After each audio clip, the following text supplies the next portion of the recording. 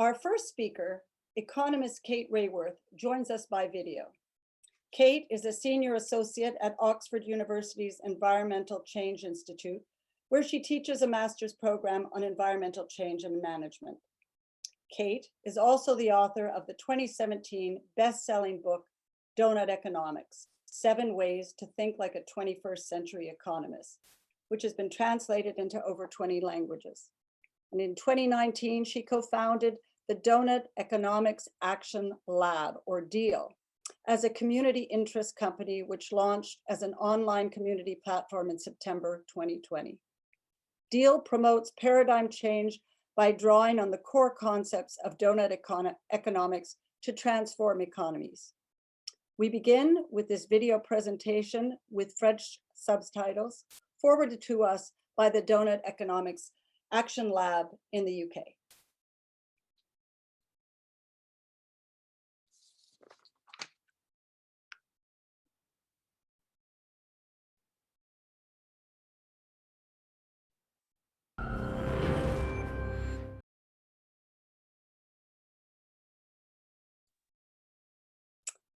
Pretty powerful. And, you know, as she was talking again about the 1% and growth, we look at, again, the just huge growth and disparity from the, you know, a few, 10 people and the rest of the global South. It's and even here in the global North. Anyway, avant de céder la parole à notre prochain intervenant, je vous invite à écouter cette chanson, Room for Less, pleine d'émotions, de la chanteuse et compositrice locale Alise Marlane.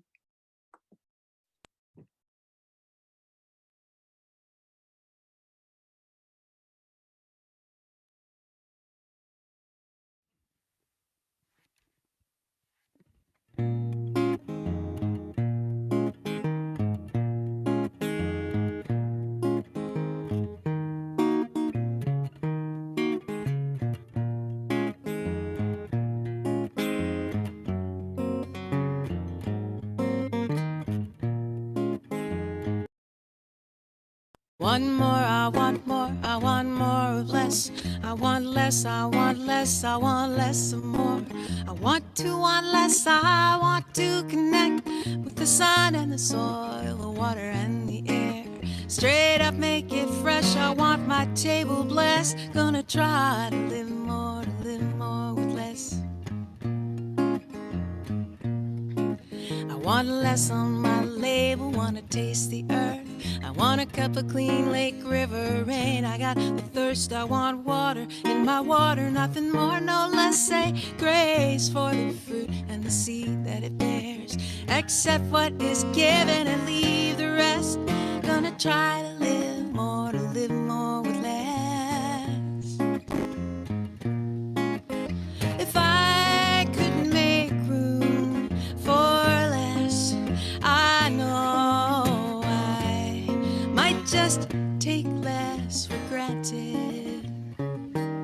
It's time I reveled in this sweet garden.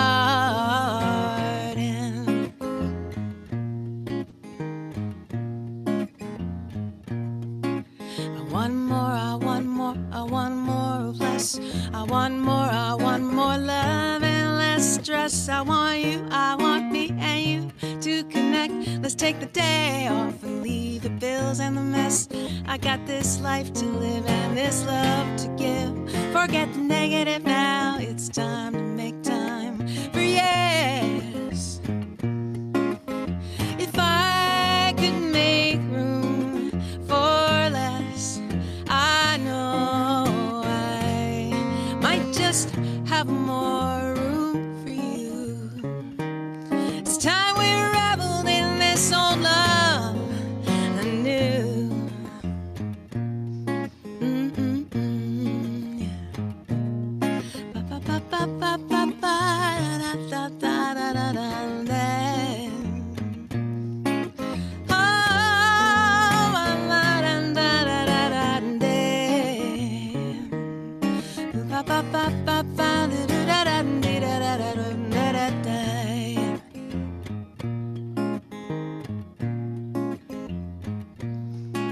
I want more, I want more, I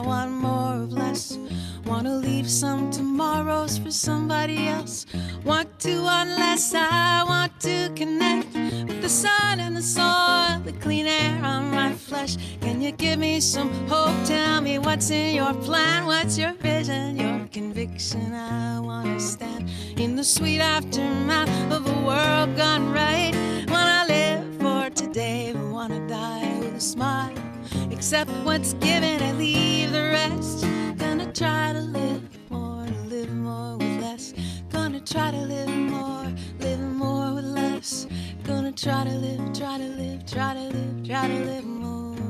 with less.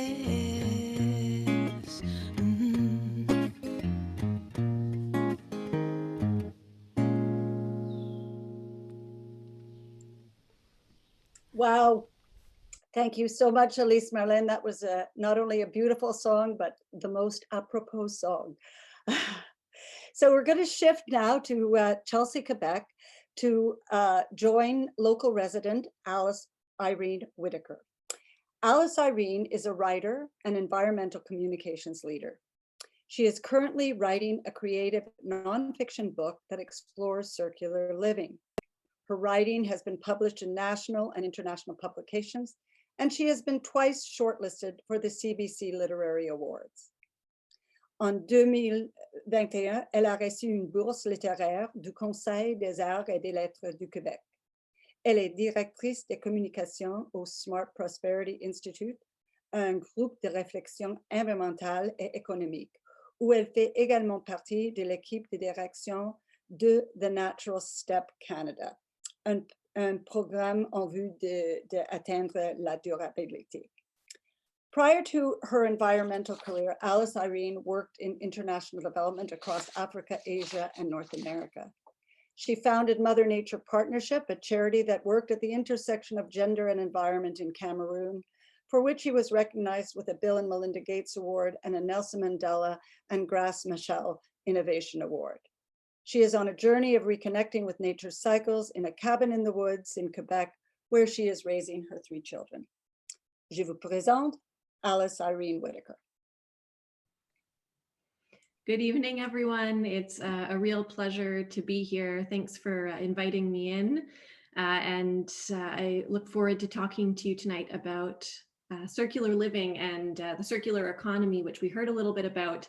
I'm going to go into a little bit more about the circular economy, but also what I'm exploring, which is, okay, how do I as a human being interact with this new economic model in a way that repairs my relationship to self and to my community, my household, and beyond. So I'm really looking forward to talking to you about this. And I wanted to start first with my story. So I, before living here in Chelsea, moved here about 3 years ago. And before then I was commuting 4 hours a day. I was sick, exhausted, living this life that felt just extractive on every level, planet, also personal. And even though I felt like being an environmentalist was a part of my identity, I also felt a huge amount of pressure and perfection and guilt on myself, which I think is often the case when we care about the environment and are living in these times that we're living in. So during this life of commuting, I decided with my family, we're going to take a leap and move here to a cabin in the woods. As was mentioned before that, I was working in gender equality and was really passionate about women's health and gender and women's cycles as well, and how we can reconnect with not only our own cycles, but also nature's cycles as well. So that's led me on this journey to living here, where I'm embracing permaculture and mending and a number of different practices that I'm going to talk about tonight. And where I also work, as was mentioned, as a director of communications at an environmental think tank. At that think tank, I get to work a lot and steeped in circular economy issues all the time. And that's allowed me to travel to Finland, for example, for the World Circular Economy Forum. In my own research for my book, I've gone to Colorado to interview an economist who's a regenerative rancher, to Portland for a sustainable fashion show. But what's been really powerful for me has been recently interviewing a number of people in our own community here who are living in a more circular and regenerative way. So these are builders, growers, farmers, all sorts of people here in our community who are living in this regenerative way. And I just am left with this feeling of hope and inspiration, and knowing we're in this sort of community and that people are already living in this way. So I'm going to talk a little bit about the circular economy very briefly, more as an economic model. And I think the Kate Raworth video really set that up beautifully. And then I'll talk a little bit more about the circular living aspect as an individual and what we can do as individuals. And then a few examples of circular economy and circular living in action. So that's what I'm going to discuss tonight. This quote I love because I think what we need to do is frame this conversation not about the economy, that's a means to an end, but really about justice, about well-being, about regeneration, and really about the well-being of nature, and that includes us as part of it. Any conversation around circularity should really include honoring the lands that we're living on and indigenous ways of thinking and being that for so long have been circular, have been cyclical, have been regenerative, and giving back to the earth. And that it's important that reconciliation and justice are really the root of this new economic model. I think personally that if we don't come from that place of justice and reconciliation, what we'll do is just make a slightly less wasteful economy versus a true transformation of the way we're living our lives and our relationship to each other and to the planet of which we are a part. So here's a lot of text, and I'm going to distill it right down to, we could spend all night talking about the circular economy and its many intricacies, but at its heart, it's about taking inspiration from nature's cycles and operating in a way that is cyclical, which might not always be a perfect circle. It can spiral, it can meander, but it's always giving back to itself, and it's infinitely sustaining itself.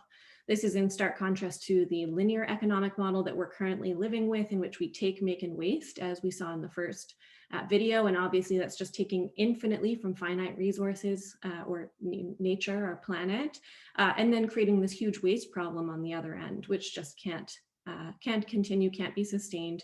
And inherent to this too are a number of justice issues around labor, around relationships and justice between people. So this linear economic model isn't working, not for people, not for planet, where the circular model finds a way to design out waste and pollution from the very beginning of every process, every industry. Then it keeps products and materials in use for as long as possible and regenerates natural systems in doing so and giving back to those systems.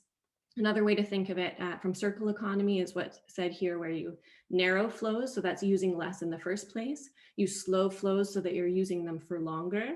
Regenerate flows, so using clean energy and giving back into ecosystems, and then cycling flows, so using again. And those are in order of priority. You really want to start with using less in the first place so that you don't have that waste problem to deal with. A recent report showed that Quebec is rife for opportunity with the circular economy. We're currently at only 3.5% circular. This is new research last month from Circular Economy, but that there's a huge possibility to increase this by threefold. And I love this, only with significant transformations. So it's not about incremental changes, slight improvements. It's really about uprooting what we're currently doing and changing it, transforming it. What we can do is look at things like housing in our province here in Quebec, agriculture, goods and services, public procurement as ways to halve our material footprint, and also looking at how can we build this into other economic recovery activities like building back better and our plan for a green economy here in our province. So that's sort of the zoomed out theory of circular economy and what it looks like in Quebec. In practice, this means waste being designed out of the system from the very start, items designed to last and then to be repurposed. The whole system needs to be powered by renewable energy. Secondhand goods are embraced wherever possible. Services can replace products so that we're not creating more waste in the first place.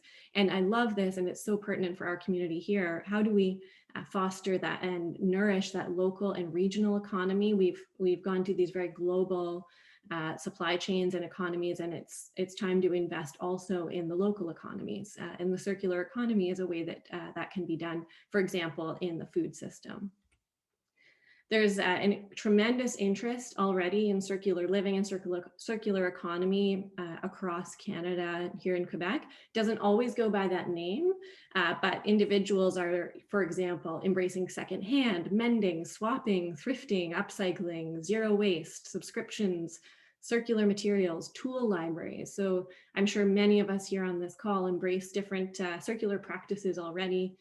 Small businesses often are turning to innovative circular practices where they're reducing waste or finding another way to do business, such as taking back the products that they're selling people and recycling them or turning them into something new, and then returning them to their customers in a way that creates that loyalty and also reduces waste at the same time. You have large businesses that are expressing commitments to eliminate plastic waste or to go circular. And of course, what's essential there is that they have a responsibility to come through on those promises.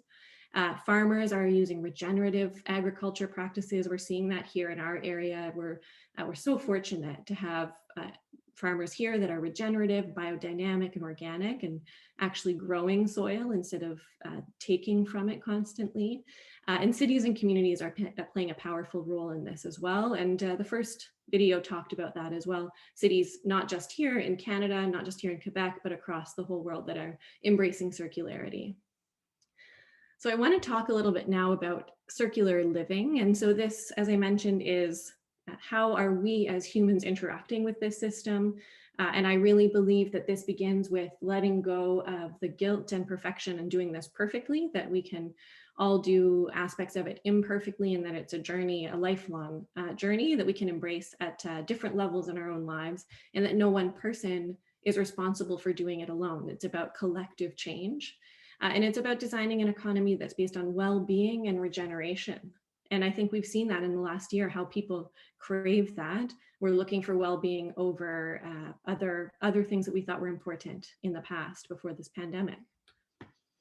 The roots of circular living are reimagining how the world looks. This gets a little bit less tactical than those circular economy graphics, but this is really about how do we want to live our lives here on this planet? What does that look like at the community level, at the home level? Reprioritize what is important to us. What do we care about? Stuff and achievement and this exponential growth that we heard about in the first video, or are we, are our priorities time and community and connection and being whole in nature? And then, of course, this is about systemic change. So while we do have that individual responsibility, and it's not to be dismissed how much power we do have as individuals, really at the end of the day, it can't sit on one shoulder, one set of shoulders. It's really about what we can do collectively to change the whole system. And before I jump into some examples, this is what I've been playing around with on my own journey. This is a lifelong spiral. As I mentioned, it's not linear. It's not something you can check mark off. But what I'm exploring in my own life as I look at these economic models and I look at some of the practices that I'm adopting in my own home, I turn inward and look at, okay, how can I reflect on the current state of the planet? That includes feeling the grief and the worry and the fear that is part of being a human being at this time. Looking at redefining my relationship to nature, that I'm not apart from it or dominant to it, but I am a part of it. Respecting nature for her wisdom and her power of renewal, that is there with us to create a new world through renewal and through the many, I don't want to say perfect, but the ecosystems and cycles that have been developed over this the entire life of our planet. There's restoring the ecosystems that have been damaged by the linear economy that we're currently living with. There's reciprocating with nature, so creating and maintaining those behaviors and systems that give and take in a relationship of balance. And finally, regenerating, a word that is used a lot right now and really is about giving back. And sometimes that means taking as well. Sometimes we need to receive care from community, from others in our family, but we also can give and take care of others and give back to the planet of which we are a part. So I'm going to talk through a few brief real-world examples that bring this all together. So that large, economic theory that is already coming to fruition, and then the personal inner work of embracing circular living and repairing our relationship with each other and with the planet. And these are some examples of ways that businesses or communities are already doing that. So these are some of my favorite examples. In our homes, there are many ways that we can embrace circularity, from using, byproducts like straw bales in insulation, or going with passive homes or homes that create their own energy. This is a great group out west that actually takes salvaged timber from homes that's old growth from 75 to 150 years ago, and finds new uses for it in green building or furniture making. There's inside our homes. So many of us, I'm sure, are reducing what we're using, embracing repair so items last longer. I share with my neighbors here our tractor and our snow blower, so that we're not buying two of everything and finding them used a couple of decades old, because they're built to last. So embracing these things in our homes, reducing our waste from our kitchens to our closets. And then this one here I find fascinating. So this is around circular fashion, and often many people think they're not interested in fashion, or that it's sort of frivolous, but this is really similar to food. So what this is about is creating a fiber shed, a local fiber shed that is like farm to table, and instead it's soil to skin. So growing whether it's cotton or flax to make fabrics, and turning it into clothing and garments that can then return to the soil at the end of their life. Or finding other ways that we can recycle clothing and reduce textile waste, like this Montreal example, reducing textile waste in kids' clothing through pre-cycle programs, rescues, and recycling. Or other ways like clothing swaps, or using waste like fishing nets in this selfish swimwear to turn it into new products and new garments like bathing suits. But of course, anytime waste is turned into something new, it needs to really truly reuse that waste and reduce the waste that's going to landfill, versus justifying more consumption and more use of resources. Food similarly takes waste like fruits and vegetables that aren't fit for sale, because we like very attractive produce in our grocery stores, and turning those into juice or gin or other drinks, or taking spent grain and turning it into flour for new baked goods. There's also community groups that are taking food. I hear we have one in our own community where it's taking food that would otherwise be wasted and preserving it, or donating it to shelters, or selling it to local restaurants to fund the organization's health and sustainability. And like I mentioned, farming, which is so prominent here in our area, and there are regenerative and organic and biodynamic farms that are giving back to the soil while also creating community, creating nutrient dense food, and building that local economy that's so important. And I'll close with examples of cities and communities. There's a really inspiring example in Guelph, where they're building Canada's first circular food economy. And I think this is something we could take a lot of inspiration from, and already have a lot of this in place, which is taking the city of Guelph and then the surrounding Wellington County area, and creating a circular food economy where they're reducing waste and providing food for everyone in their community. And there are cities across the country who are embracing roadmaps and other initiatives to become circular through, growing more trees in urban areas, or reducing the amount of traffic or air pollution, and reconnecting with nature within cities, while also reducing waste.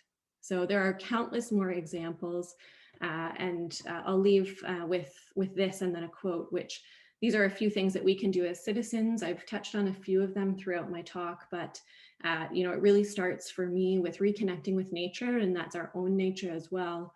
Refusing what we don't need and reducing what we don't need to use. I'm sure this is common practice with this group, but I really think those early ones of reconnecting with nature and reducing what we're using in general is what's most powerful, and where we have so much agency as individuals and families and communities. We can replace products with services, redesign or support redesign, use renewable energy, repair and mend, from our appliances to our clothing, so that they're lasting longer, restoring and regenerating ecosystems, and then rewilding spaces itself. So returning to the wild state of ourselves and our planet, which is there. It's some really beautiful work coming around different places where nature is left to turn back to its own devices, and species return, and it really shows the resilience of this beautiful planet that we live on, and which I believe we can play a part in restoring to balance with nature's cycles. So I'll close here with this beautiful quote from Marianne Heglar. The thing about climate is that you can either be overwhelmed by the complexity of the problem or fall in love with the creativity of the solutions. I am both. I'm often overwhelmed by the complexity of the problem, but also see the creativity of these solutions, like the circular and regenerative practices and philosophies that I've talked about tonight. So thank you very much for listening, and I look forward to the conversation. Thank you, Alice, Irene. That was really informative and very powerful, and we are the better and the more knowledgeable for having heard your talk. So thank you. Notre dernière conférencière sera Isabelle Couture, qui fera une présentation bilingue. Originaire de la ville de Québec et résidente maintenant à Calgary, en Alberta, Isabelle est cofondatrice et directrice de l'engagement et de la collaboration chez Plastic Free YYC. Isabelle apporte une richesse de connaissances dans le monde du zéro déchet. Isabelle is passionate about building a circular economy in Canada and increasing waste reduction opportunities by day. And by day, she's the director of operations at the Smart Prosperity Institute and also sits on the Natural Step, Canada's leadership team, where she supports various portfolios, including the Canada Plastics Pact. Isabelle a reçu plusieurs prix pour son travail en matière de durabilité et a été nommée parmi les 40 meilleurs de moins de 40 ans de Calgary en 2020. Isabelle, maintenant à toi la parole. Merci beaucoup, thank you very much, and bonsoir à tous et à toutes. Je suis vraiment contente d'être parmi vous aujourd'hui pour parler d'un sujet qui me tient beaucoup à cœur, soit la réduction des déchets en plastique. Je m'appelle Isabelle Couture, je suis la cofondatrice de Plastic Free YYC, un organisme qui est à but non lucratif, qui est situé à Calgary, et où on travaille avec tous les secteurs de la société pour en fait combler une lacune dans notre système de gestion des déchets. Et on se concentre sur la prévention des déchets en offrant des alternatives, et on incite aussi les entreprises et gouvernements à changer leurs pratiques et politiques. Donc, au cours de la présentation d'aujourd'hui, je vais parler de mon parcours personnel de développement durable et bien sûr aussi du désir de mon désir de créer une communauté en fait qui m'a amené à lancer Plastic Free YYC. Et finalement, je vais parler de ce que notre petite mais puissante organisation a pu accomplir depuis 2017. Donc, la présentation sera en anglais, mais vraiment, je vous encourage à poser vos questions dans les deux langues lorsqu'on va arriver à cette portion de la présentation de l'événement. All right, so hello again, everyone. My name is Isabelle Couture, and I'm the co-founder of Plastic Free YYC. And today I'm joining you from a few thousand kilometers away from Mohkinstsis, meaning the bow, the unceded traditional territory of the Blackfoot Confederacy, the Stoney Nakoda, the Tsuut'ina First Nations. And as Irene already spoke beautifully about the link between traditional knowledge and the circular economy, but as I've been reflecting on the latest discoveries around the residential schools and the hard work that I must do towards reconciliation, I recognize the privilege that I have to occupy this beautiful, sacred location, but also the duty that I have to protect my home for future generations. A location that, of course, we call Calgary today, or YYC, as we locals like to call our city, and therefore the name for the organization that I lead, Plastic Free YYC, or Plastic Free Calgary. So for today's presentation, I will be speaking about my personal sustainability journey and the desire that I had to build community that led me to launch Plastic Free YYC. I will also speak about the activities and the engagement opportunities that we've developed and other accomplishments, say, that our small but mighty organization has been able to accomplish over the past 4 years. And of course, there'll be time for questions later in both English and French. So in terms of my personal sustainability journey, it started fairly early on, I was the kid that once came home to my parents and told them, today we're starting to recycle. This is happening. We're going to get a blue back and it's going to happen. We're going to save the planet. And my parents very gracefully played along with me and entertained my newfound passion for recycling. But I was also the kid that one day made my entire family sit down to watch An Inconvenient Truth, and then led a discussion after the movie to find ways that we at home with my family, we could reduce our carbon footprint. Then later on, I discovered about this somewhat new movement called the Zero Waste Movement. And then I started experimenting in waste reduction ways. And for example, I started composting with worms at home, doing dirty composting, which was a bit of a hit and miss initiative that I took on. But also around that time, I started learning more about the issue of plastic waste. I discovered about the plastic gyres, the Great Pacific Plastic Patch, and of course, the terrible environmental impact that it has on the local wildlife. And I really had no sense whatsoever of the extent of the issue before that. I was completely new to it. But then I actually had I experienced it firsthand. And some years ago, I was privileged enough to spend a week in the sun by the ocean. And it was almost how you would picture it, just sunny, warm weather, turquoise seas, breathtaking sunsets, wide sandy beaches. But it was also this: debris all over the beach, from plastic cups, straws, fish nets, a toothbrush, broken toys even. It actually only took me 10 minutes to gather everything shown here in this picture. So a tropical paradise just littered with waste, only a few steps away from the ocean. So then I realized that while my individual actions, what I was doing at home to prevent waste was great, but we needed strength in numbers to create systematic change. And I decided that I wanted to be one of those people that would lead the change. I wanted to put my hand up and say, I'll take this on. So enter the Zero Waste meetups. I essentially went on Facebook one day, found the local Zero Waste group, and put out a call for anyone who would like to meet and chat about waste reduction opportunities.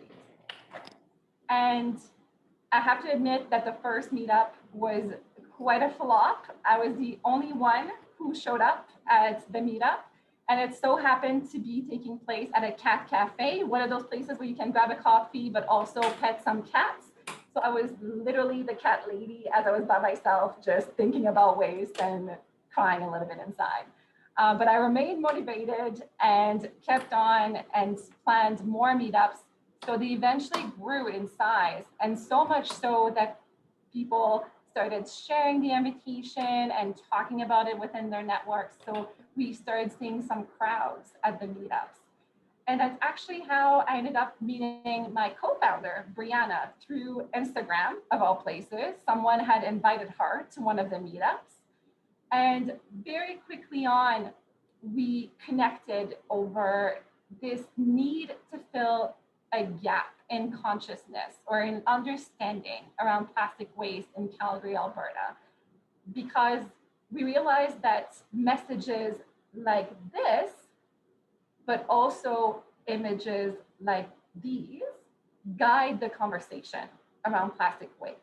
And while these images and these messages are strong and impactful, we get a gut reaction when we see these images. They don't necessarily resonate in Alberta, where we're over 1,000 kilometers away from the nearest ocean.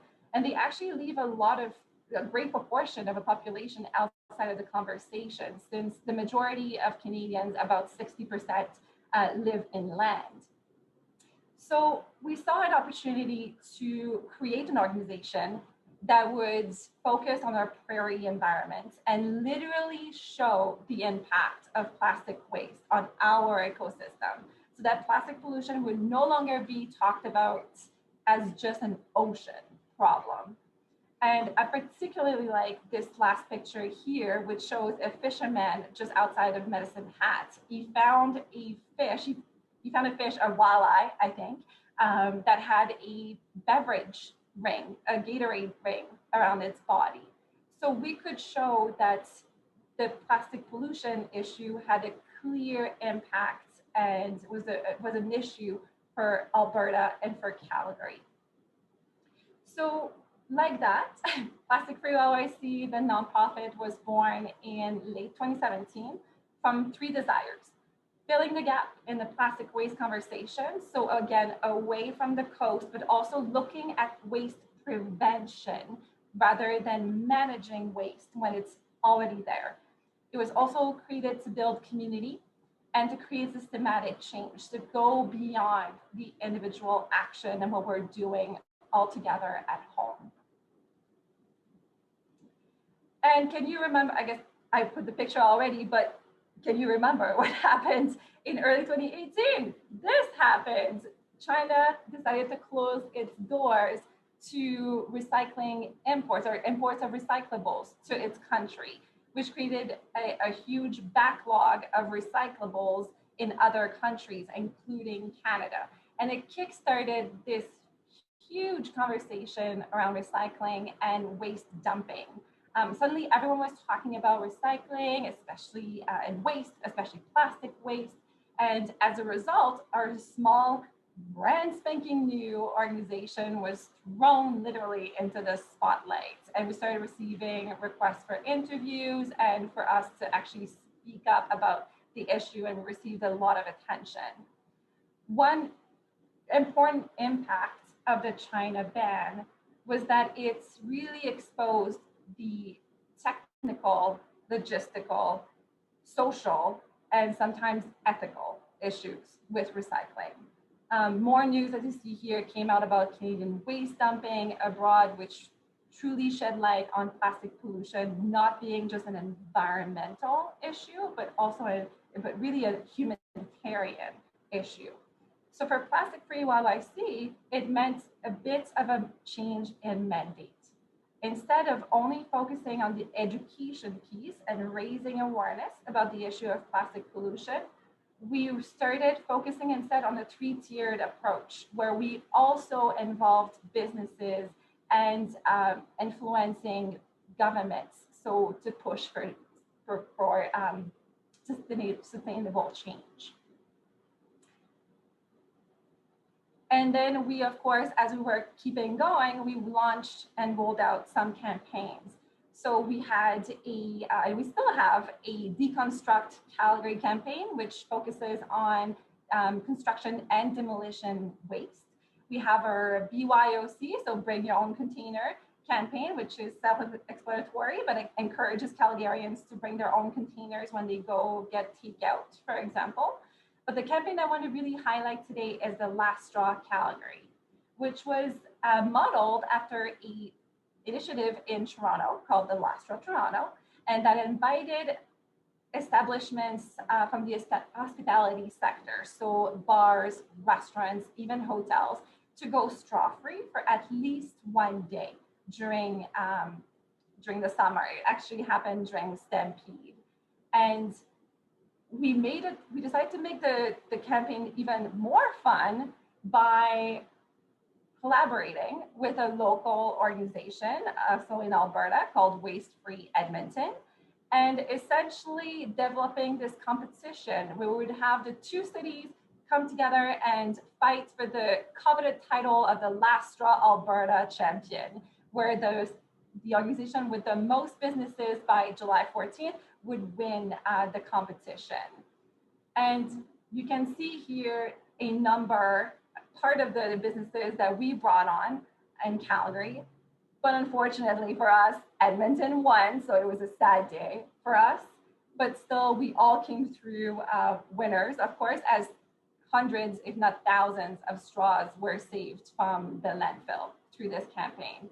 And for us, it was very important to have this campaign, since straws are by no means the most wasted item. They are a small fraction of plastic waste in our supply. But at the same time, it is a small item that is easy for most to reduce. So it was a great conversation starter, and for us to make ways and just really kickstart this discussion around waste. And of course, together, we still had a larger impact, a global and regional impact. And for one last thing that we did like about this campaign is that it was a true testament to our three-tiered approach of engagement. We connected individuals, so we asked people and Calgarians and Edmontonians to say no to the straw for a certain period of time. We engaged businesses to have them either have no straws or provide straws upon request or alternatives. And we even involved government, where we had councillors from Calgary and Edmonton support publicly the campaigns that make it even more of a competition. So all in all, it was truly a display of collaboration and people coming together to have an impact. And then in addition to the campaigns that we've run over the years, we've continued with other types of activities. So I've already mentioned the zero waste meetups. We've also have our annual Earth Day cleanup. We've had plastic-free holiday celebrations, and we've even developed a zero waste directory where we're identifying businesses that offer alternatives or places where people can shop with no packaging and tracking those. So there's a local source of information so that learning curve when it comes to zero waste is flattened for newcomers to the movement. And one more that I want to mention is the Zero Waste Festival, which is our flagship event. We, in July of 2019, launched Western Canada's first Zero Waste Festival, an in-person event back then, which was great. We had 35 organizations, so businesses and community groups come and have talked to our audience about the services and products that they offer that are eco-friendly. We had a live stage with music and speakers. It was truly a fantastic day and a celebration of the zero waste movement to show that there is an alternative and the options are out there.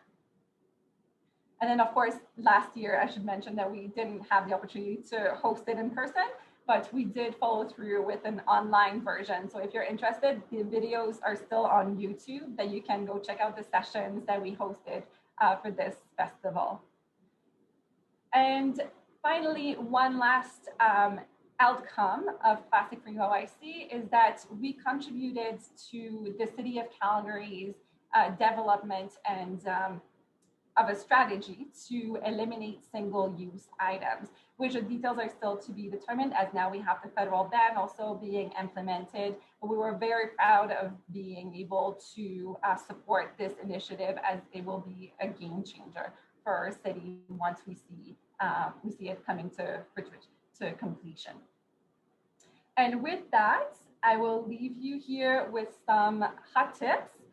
So of course, a lot has happened since 2017, and it's truly been such a pleasure and privilege to have been part of the journey of Plastic Free OIC. But of course, it's far from over. We have still lots of work to do and many challenges to overcome. So with that, thank you very much for your attention. Merci beaucoup tout le monde, and I look forward to the discussion. Thank you. Thank you so much, Isabelle. That and particularly in presenting so dynamically, given the incredible heat that you're experiencing out there in YYC today. It is very hot. Anyway, we're going to turn to our participants, our audience, for some questions now. But before we do so, I have a question for each of our panelists. And I'll start with you, Isabelle. When speaking of developing a circular economy and reducing waste, extended producer responsibility, or EPR frameworks, often come up. Could you explain what that is and why this is important? Absolutely. Yeah, so extended producer responsibility is a bit of a mouthful. And what it refers to is a environmental and economic policy approach that shifts the responsibility for waste management back onto producers.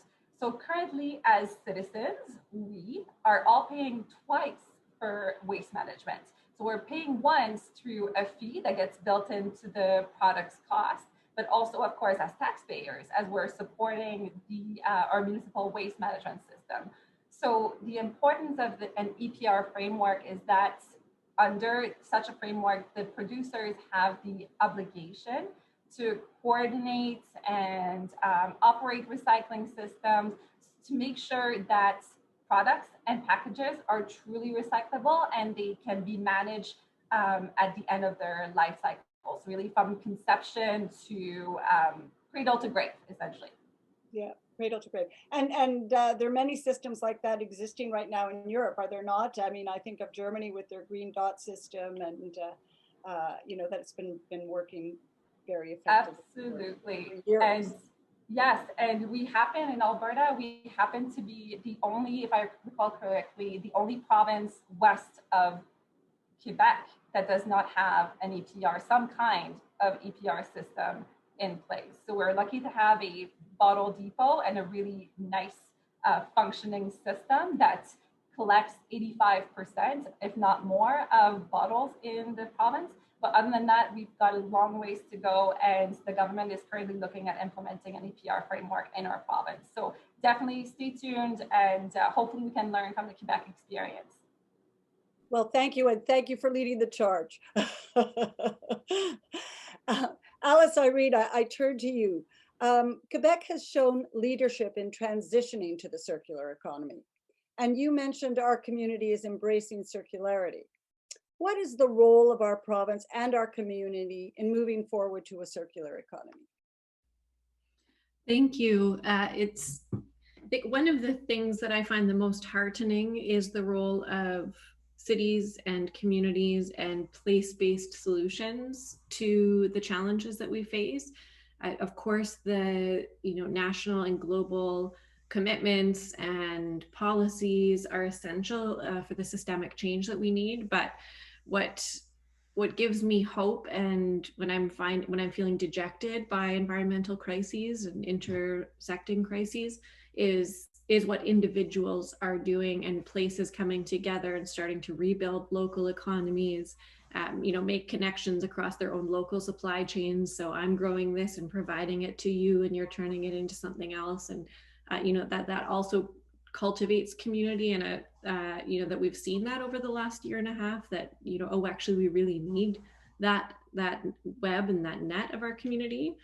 So the role, and cities too, it's not just small communities or rural communities, but cities are these ecosystems unto themselves, and they're able to move and be nimble in a way that countries or larger regions cannot. And one thing about Quebec is we recently did a report after several months in the making about actually showcasing to the rest of Canada that Quebec is a real leader in transitioning to a circular economy. There has already been a lot of work done and various examples of circularity here that we can be really proud of, and that we're actually sort of leading the way in Canada in a lot of respects. So that's something I think that we can be proud of, and can look at what is the role of our community in building a circular way of living. Mm-hmm. And encouraging here at the rural municipal level to move forward with these programs and ideas. Absolutely. So thank you. Let me turn to the chat. I mean, I saw that Ilse had asked a question about the circular food economy in Guelph. Is it a people's initiative, municipal government, or what? Do you know? Yes, so it's many different stakeholders brought together. It's the organization that is leading it is called Our Food Future, and that's sort of an offshoot, if I'm not misspeaking, from the city of Guelph. So it is a more municipal program, but it's its own organization, and it brings together farmers, local businesses, individuals. So there's a lot of community engagement in it. And I put the link in the chat. It's ourfoodfuture.ca, I think, but yeah, definitely worth a look. There's a lot of great links in the chat, and we hope to post them on our website following this event, along with, as mentioned earlier, a recording of this event. Does anyone have a question to one of our panelists, for one of our panelists? Madame Couture, considering Alberta's ecological footprint, does plastic-free YYC ever feel it is necessary to take some kind of a political stand? Excellent question. We do, and we do. We do appreciate the need to work with our different levels of government, and in that way, we have to be political, of course. And from our perspective, it truly is not, and I've mentioned this before, it is truly not only on the consumers and on the citizens to make an impact. And governments and businesses are actually must take their own space into the problem and then take action. So we strongly advocate for municipal governments and our provincial government as well to take action. And in that case, at the provincial level, it looked like the EPR framework that now is being looked at. So we're very happy to see some movement on that front. Thank you. I see Calvin Brett has a question. Yeah, hi, how's it going? Thank you so much. It's a wonderful presentation. I'm ashamed that I haven't come out sooner to this discussion. This is really great stuff and real radical ideas. I really love that. Something that comes up a lot is, yes, this question of politics and, of course, the role of the individual versus society at large. And we see this all over, right? Especially how the government handled the pandemic, and we'll see again when the climate crisis heats up. There we go, my IC just went on. We'll see that probably again, right? And so fundamentally, we see that the government, the society, the economy is not run in people's interests. Fundamentally, that is the hallmark of a capitalist system, right? And so I guess my question is all these are radical ideas. These are wonderful things, and I would love to. If I had a button on my desk I could implement them tomorrow, I'd hurt my finger, right? But the thing is, the button isn't on our desk. It's on someone else's desk. It's on the 1%'s desk. So my question to the panelists is, I guess point blank is, can this be done? Can the climate crisis be solved in the capitalist framework, or do we have to move on to something like socialism? Thank you so much. Have a good one. Which one of you lovely ladies would like to answer that? Personally, I think that we cannot solve it within the current economic paradigm at all. I think it needs to be radically transformed. There's a great, in the book Donut Economics by Kate Raworth, there's a great chapter about the growth versus no growth or degrowth argument. And in that, she presents an idea of being growth agnostic, it can grow or not grow. And that's not what it's about. That's not what matters from an economy versus, well-being or the other things that she spoke about so articulately. So no, I do not think that within the current way that we can possibly solve the problems, the immensity of the problems we face on the timeframes that we have for them. Anything further from you, Isabelle? Yeah, I can maybe add, I completely echo what Irene has just said. And also personally, I do think that the zero waste movement, for example, when speaking from my perspective, is really a consumption issue that we need to solve.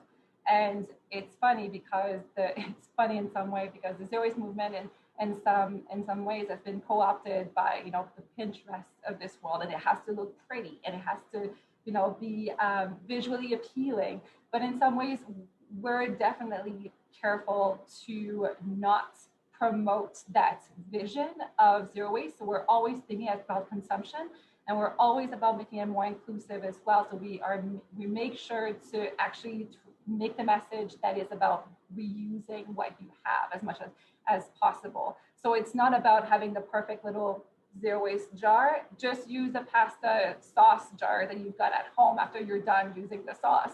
Just wash it out, use it. So it's a lot about using what you've got, reusing different resources, and yes, making sure that you don't keep growing your consumption. So we're looking at that, definitely.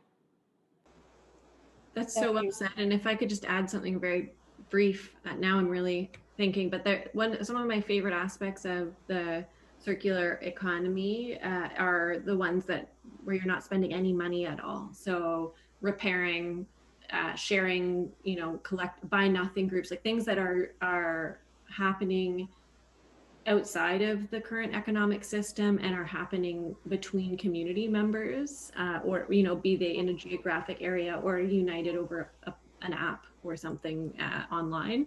That's what really gets me excited, is repairing and sharing, and all of the pieces that come before a very attractive, trendy, commodified version of all of this. Thank you so much. Jay Sinha had his hand raised. Jay. Hi, thank you very much, both of you, for your presentations. They're fantastic, I thought, really insightful and enlightening. I was really glad that both of you touched on the interplay between individual and systemic approaches and the need for both. I think about it a lot, and to me, it comes down to really a values shift and behavioral change and habit change in a big way.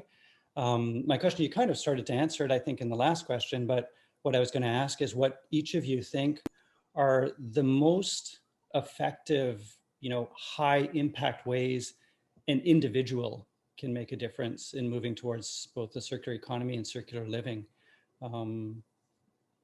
It doesn't have to be just one, but I guess what really, gets your motors going in terms of high impact, what individuals can do. The systemic stuff is happening. I think we're seeing it more and more. And I think that's also linked to value shift in leaders of large organizations. But at an individual level, what do you think is highest impact? Thanks again. Isabelle, do you want to start? That is such a difficult question because my mind is just going in all sorts of directions. So I could talk about this all day, definitely. So it's hard to pick one type of action, and definitely harder to pick the action that I would recommend to everybody. One thing that I'm particularly passionate about is local food movements, which Alise has already touched on into her own presentation. But I think it's so important to reconnect with our local seasonal food systems so that we're truly supporting our farmers and our local growers who can provide nutrition and that can feed us in a way that is more sustainable. And even better, if you're able to grow some things even at home with the little or big space that you have, it creates such a interesting and valorizing kind of connection with our land and our soil in some way. So that's definitely one that I highly recommend. Check out your local farmers. Check out if there's a local CSA program, so community supported agriculture program, and highly recommend you to know your farmers. Alise, Irene? Mine grows, I think, quite naturally from that, because what comes up for me is really soil. So whether that be food, like we're embracing hugelkultur here, which is like a permaculture practice that I'm third year and learning a lot about. And it's in one way, feeding, it's growing and feeding ourselves to an extent, but it's also just reconnecting with the magic of a seed turning into a plant and then eating and like connecting it to that food system. So then when I'm engaging it with it in a wider way, it's in a more thoughtful way, and then supporting farmers who are really, I've had the opportunity to interview a couple of farmers from our area in the last 3 weeks or so. and, you know, sitting in their barns, sitting beside their land that they're cultivating. And it just gives me chills talking to them about how they're, you know, trying something outside of the, you know, the status quo and actually giving back to the soil. And it's something I read about all the time, but actually sitting there in our area with those people really helps it hit home for me. And fashion, like I mentioned, is the other one. That's one that really gets me going for similar reasons. It's like farm to table, but it's soil to skin, and that we could grow here items that we then wear that can then turn back into the soil without ever going and buying something that's made in under terrible labor practices, or, you know, with fast fashion, for example. So anything to do with soil is what gets me running and excited. Thank you so much. Maybe we have time for one more question before we start to bring things to a close. Est-ce qu'il y a des autres questions? Une question pour terminer? All right, then closing out the evening, we would like to leave you with two timely and poignant poems. One by Nobel Prize winning and renowned Chilean revolutionary, diplomat, and poet, Pablo Neruda, and the other by America's renowned performer and writer of the Muscogee Creek Nation and US Poet Laureate, Joy Harjo. You are in for a real treat as activist and poet Ilse turns and recites the Neruda poem, Keeping Quiet. I will end with a slight adaptation, a bit of a Wakefield lens on Joy Harjo's poem Remembrance. Avant de donner le micro virtuel à Ilse, je tiens à remercier sincèrement Alise, Irene et Isabelle pour les présentations inspirantes. Nous espérons voir un enregistrement des présentations de cette soirée sur notre site web bientôt. Je tiens également à remercier le Fonds vert de la municipalité de La Pêche qui a rendu possible la tenue de nos webinaires éducatifs. And thanks to all of you who joined us this evening. COVID had and is still having an enormous impact on all of us. And as we move into summer, we are all anxious for the company and communion of friends and family. Je vous souhaite un bel été en toute sécurité. And now we would like to leave you with the poetry of Neruda and Harjo. Ilse?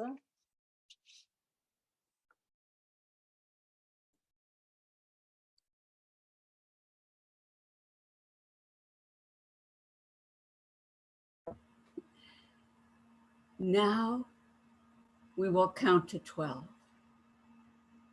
and then we will all be still.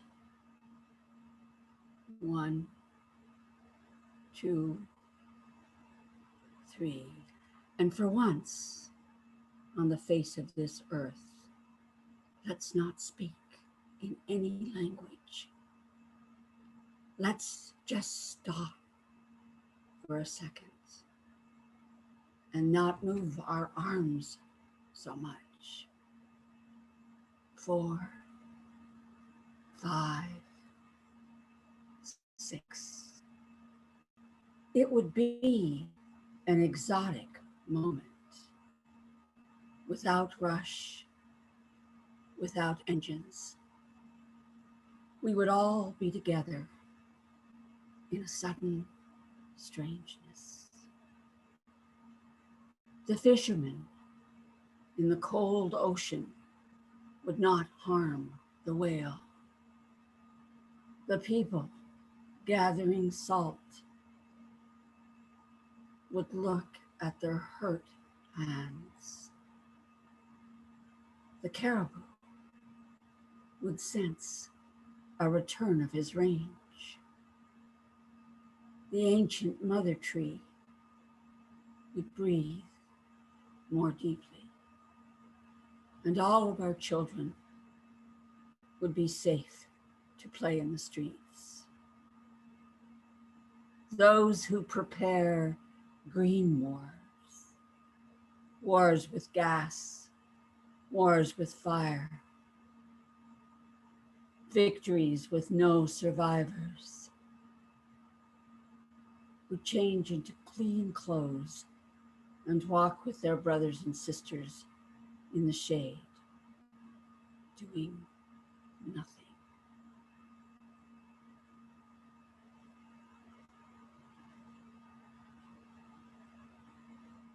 Seven, 8, 9.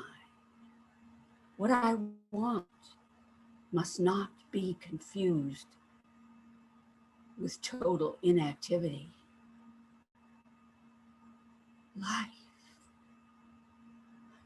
Life is what it's about.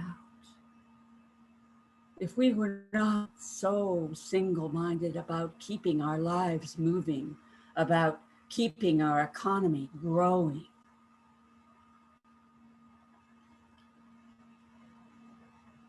if we were not so single-minded and for once could do nothing, perhaps a huge silence would interrupt this sadness of never understanding who we are, of causing our own death. Perhaps the earth can teach us the way everything seems dead in winter, yet later proves to be alive. I will finish counting, and you will be still, and then I will go. 10, 11, 12.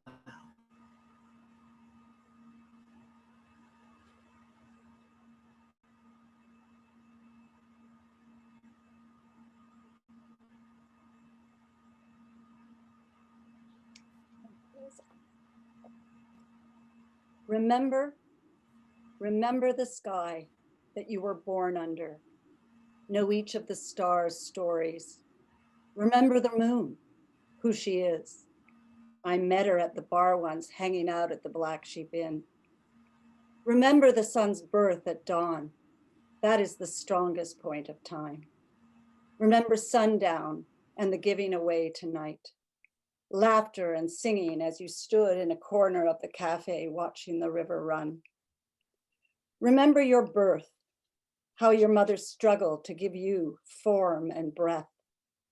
You are evidence of her life and her mother's and hers. Remember your father. He is your life also. Remember the earth whose skin you are.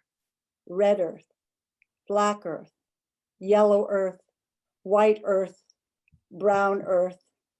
We are earth.